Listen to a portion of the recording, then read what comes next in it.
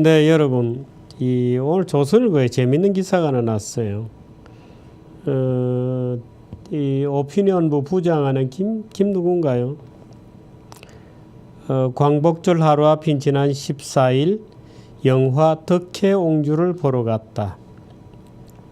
내내 마음이 불편했다. 주인공 덕혜옹주는 물론 영친왕을 영화가 너무도 사실과 다르게 그리고 있기 때문이었다. 영화를 보는 내내 생각했다. 조선 왕실이 저 정도로 깨어 있었다면 애초 나라를 빼앗기지도 않았을 것이다. 영화에서 덕혜옹주는 스시마 번 귀족인 소 다케우치와의 강제 결혼을 온 마음으로 거부한다. 하지만 실제로는 결혼 전부터 조현병을 앓고 있어서 자기 의지를 제대로 표현할 심적 상태가 아니었다. 그 결혼에 분노한 쪽은 덕혜가 아니라 오히려 조선의 여론이었다. 나라는 망해서도 한때 왕실을 자처했던 가문과 일개 스시마 귀족의 혼인을 치욕으로 여겼던 것이다. 1931년 당시 조선일보는 결혼식 사진에서 소 다케우치를 삭제하고 웨딩드레스 차림으로 홀로 서 있는 덕혜옹주만 남기는 것으로 분노를 대변했다. 영친왕도 그렇다. 영친왕이 망명을 시도한 것으로 그린 부분은 더 기가 찼다. 영친왕은 망명을 시도한 사실이 없다. 망명은커녕 1927년 가족을 동반해 세계 유람에 나섰다. 해외 독립지사들이 영친왕이 상해 들른다는 소식을 듣고 그를 납치해 독립운동에 합류시키려고 했지만 일본 군대가 영친왕과 함께 다니는 바람에 실패했다. 영친왕은 독립운동에 잘나간 삶을 버리고 독립운동에 투신할 뜻이 없었다.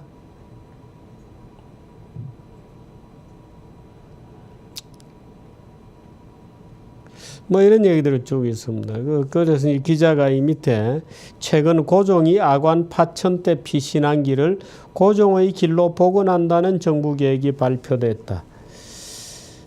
저도 이 기사 그때 정부 발표를 보고 거의 참 뒤로 넘어갈 뻔했습니다. 이 고종의 그 국치거든요. 그 고종이 남우나라 러시아의 아관 파천은 그 구를 뚫어 가지고 말하자면 비밀스럽게 러시아에 가서 보호를 받고 러시아도 러시아의 식민지가 되냐 일본의 식민지가 되느냐는 그런 마당이었는데 러시아의 보호를 받겠다고 고종이 그 러시아에 가서 러시아 대 아관 파천에서 2년이나 거기 있었던 참 말 그대로 쪽팔리는 그 과정을 복원을 해서 기리겠다고 하니 참 글쎄요. 고종을 모르겠습니다. 오히려 거꾸로 그 길에다가 침을 뱉고 고종을 기억할 때마다 침을 뱉는 기념의 장소로 하면 모르겠습니다만은 이렇습니다. 이 뭐 기자가 영친왕 얘기만 썼습니다. 근데 최근에 보면 우리 사회에서 우스꽝스러운 일들이 벌어지고 있죠. 마치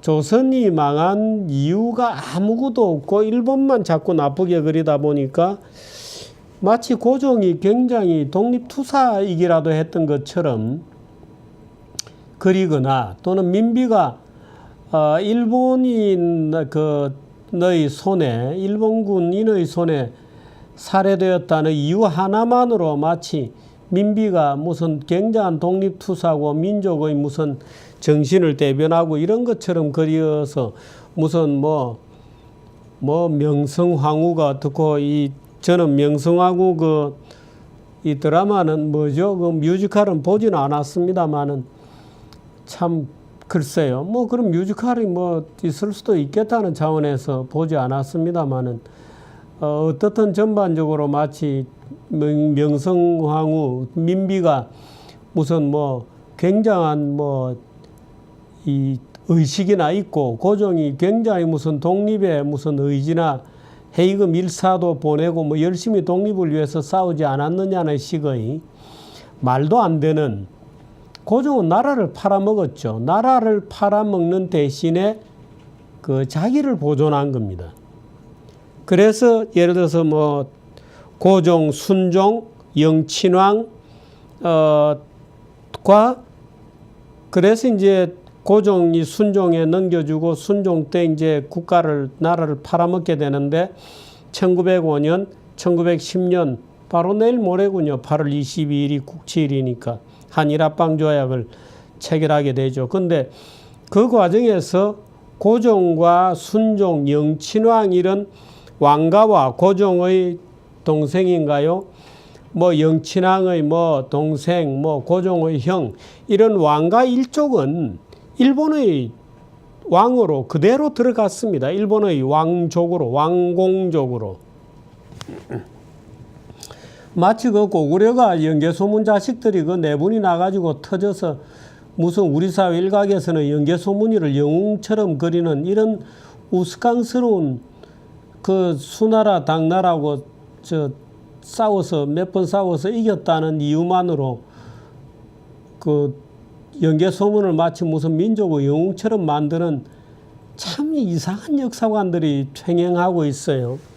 굉장히 단선적이어서 마치 적의 적이기만 하면 우리의 친구인 것처럼 그리는 역사관들이 횡행하고 있는데 어떻든 고구려가 망하고 나서 고구려의 그 남생이 연개소문의 큰아들이죠. 그 남생이는 그 중국으로 말하자면 귀부를 해서 말하자면 고구려를 합법적으로 중국에 바치게 됩니다. 이제 그걸 지금도 중국 애들이 그 고구려는 중국의 지방정부였다라는 식으로 얘기하는 근거인데요. 그래서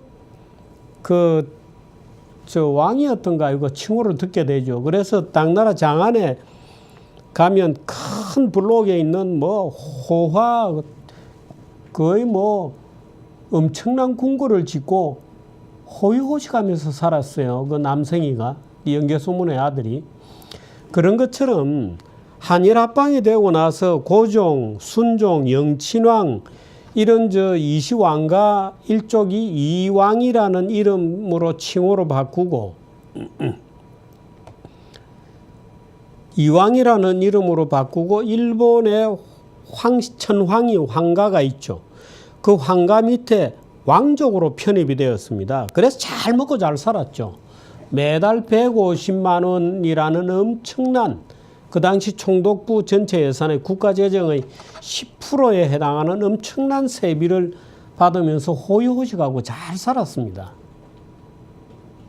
말하자면 나라를 파는 대가로 자기는 살아난 거죠. 그 남생이가 고구려 팔아먹는 대가로 지는 당나라 장안에 가서 아주 뭐 그 지도까지 있어요. 그 당시 집이 어마어마한 한 블록이 뭐 다 궁궐 같은 대궐 같은 집을 지어놓고 살았죠. 그저 덕형주가 뭐 유행한다, 사람들이 꽤 들은다 그래서 관심을 한번 볼까 하던 차에 오늘 이 기사를 보니까 이것도 또 민비 명성황후 비슷한 또는 고종을 갑자기 무슨 독립투사로 만들어 놓는 것 비슷한 엉터리 역사관을 그대로 답습한 모양이죠. 모르겠습니다. 기자가 그렇게 써서 갑자기 지금 내일 모레 8월 22일이 또 소위 한일합방 당일이지 않습니까?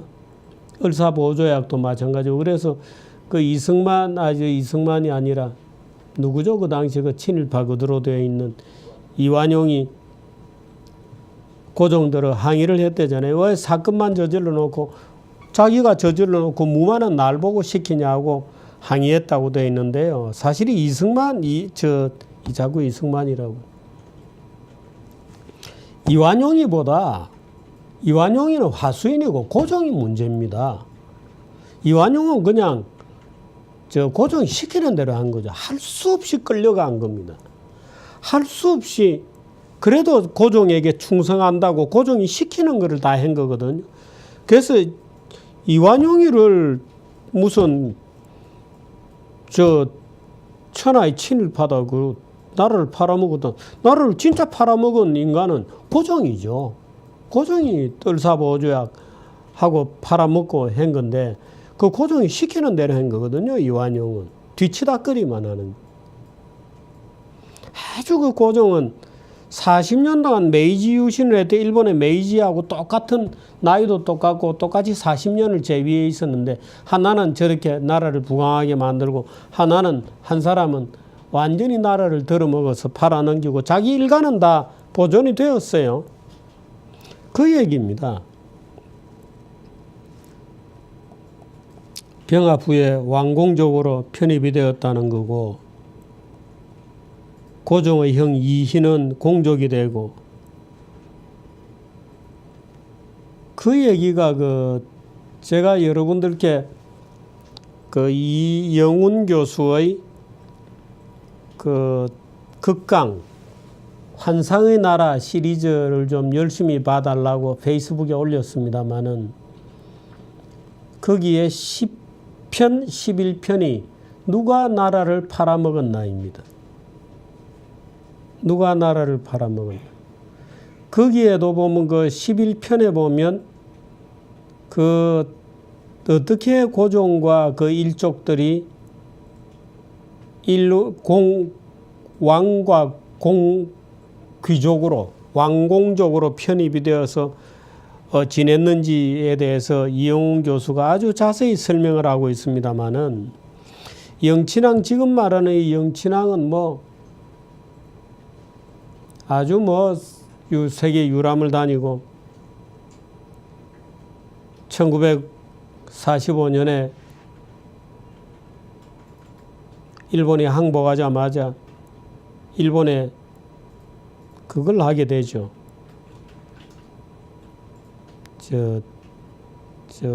왕족을 유지해달라고 노비를 하고 하면서 그 많은 가산을 다 탕진했다고 합니다. 그 당시 일본 왕족들이 8만 원 내지 10만 원을 받았다고 하는데 고종 일가는 150만 원씩 어마어마한 총독부 예산의 10%나 되는 어마어마한 돈을 받았다 그래요. 그래서 그런 얘기들이 이영훈 교수의 누가 나라를 팔아먹었나 1, 2편 아주 자세히 그때 이완용이가 뭘 했는지 아주 자세히 강의를 하고 있습니다.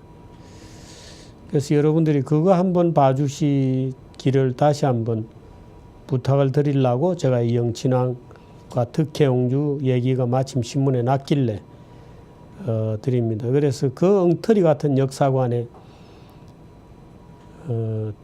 그 당시 사람들 국민들이 부른 호칭이 민비였죠. 민비.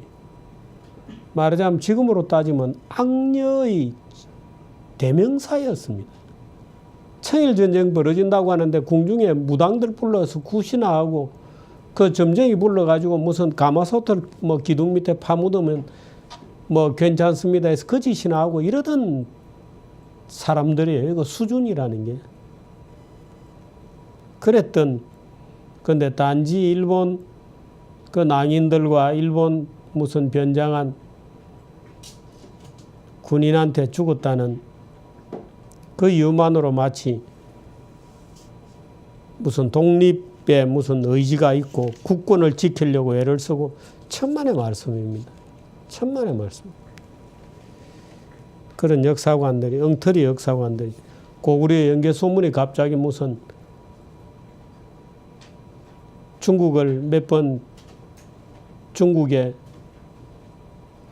무력한 농민군이죠. 그거는 농민군들하고 몇 차례 싸워서 운 좋게도 이겼다는 그것만으로 나라를 말아먹은 연개소문을 무슨 영웅으로 취급하는 그건 완전 나라를 망해먹은 그야말로 칼이나 쓰는 인간이죠. 그게. 그런 것을 막 영웅으로 만드는 이런 이상한 역사관들이 요즘 행행하고 있어서 이영훈 교수의 누가 나라를 팔아먹었나 극강 환상의 나라 환상을 갖고 있는 나라 이런 뜻입니다. 봐주시기를 부탁드립니다. 고맙습니다.